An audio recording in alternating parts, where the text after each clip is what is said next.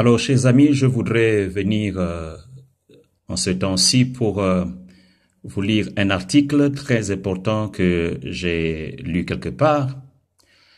Cet article est intitulé « Un monde sans noir ».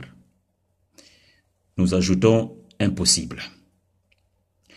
Vous savez, le mois de février, c'est le mois de l'histoire noire au Canada et aux États-Unis. Alors, on rencontre une histoire très révélatrice à propos d'un groupe de Blancs qui en avaient marre des Noirs. Ces Blancs avaient décidé d'un commun accord de s'évader vers un monde meilleur. Ils avaient trouvé une Amérique sans Noirs, où toute trace de leur passage avait disparu.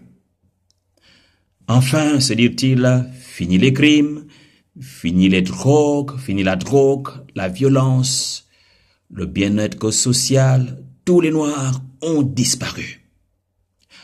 Mais soudainement, ils furent confrontés à une toute autre réalité. La nouvelle Amérique n'était plus qu'une grande terre aride et stérile. Les bonnes récoltes étaient rares car le pays s'était jusque-là nourri grâce au travail des esclaves noirs dans les champs.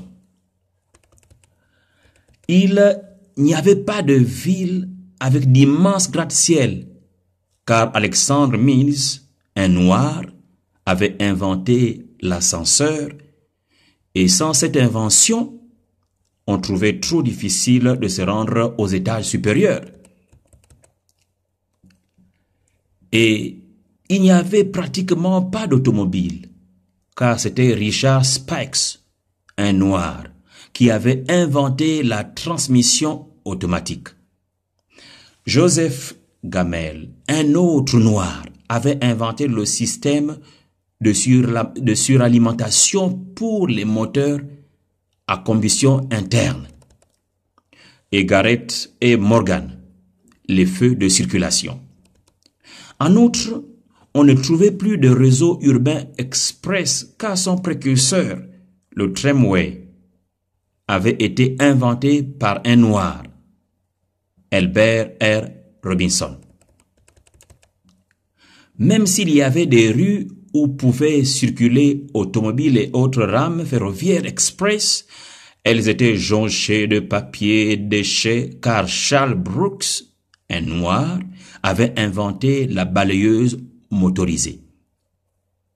Il y avait très peu de magazines et de livres car John Love avait inventé le taille-crayon, William Purvis, la plume à réservoir et Lee Burridge, la machine à écrire.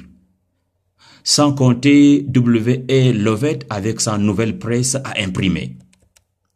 Vous l'avez deviné, ils étaient tous noirs. Même si les Américains avaient pu écrire des lettres, des articles et des livres, ils n'auraient pu les livrer par la poste car William Barry avait inventé le tampon manuel et Philippe Downing la boîte aux lettres. Le gazon était jaunâtre et sec car Joseph Smith avait inventé l'arrosoir mécanique et John Burr la tondeuse à gazon. Lorsque les Blancs entraient dans leur maison, ils trouvèrent que celle-ci était sombre, pas étonnant. Lévis Latimer avait inventé la lampe électrique, Michael Harvey la lanterne, Grantville T. Hoods l'interrupteur régulateur automatique. Enfin, leur maison était sale car Thomas W. Stewart avait inventé la vadrouille, c'est-à-dire le balai, et Lois P. Ray le porte-poussière. Leurs enfants les accueillirent à la porte, pieds nus, débrouillés et les cheveux en broussailles. À quoi fallait-il s'attendre? Jane E. Matelinger avait inventé la machine à former à forme de chaussure. Walter Simmons, le peigne. Sarah Bone, la planche à repasser. Et George T. Simmons, la sécheuse à linge. Les Blancs se résignèrent finalement à prendre une bouchée dans tout ce chambardement. Mais pas de chance, la nourriture était devenue pourrie. Car c'était un autre noir, John Stannard, qui avait inventé le réfrigérateur. N'est-ce pas étonnant? Que serait le monde moderne sans contribution des Noirs?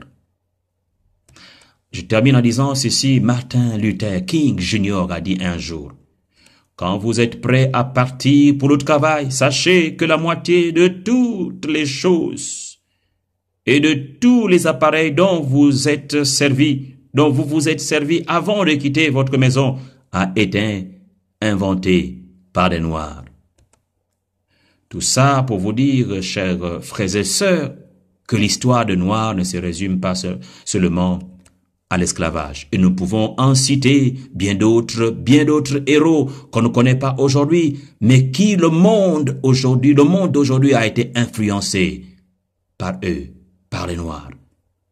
Si tu es noir, sois fier de tes aïeux.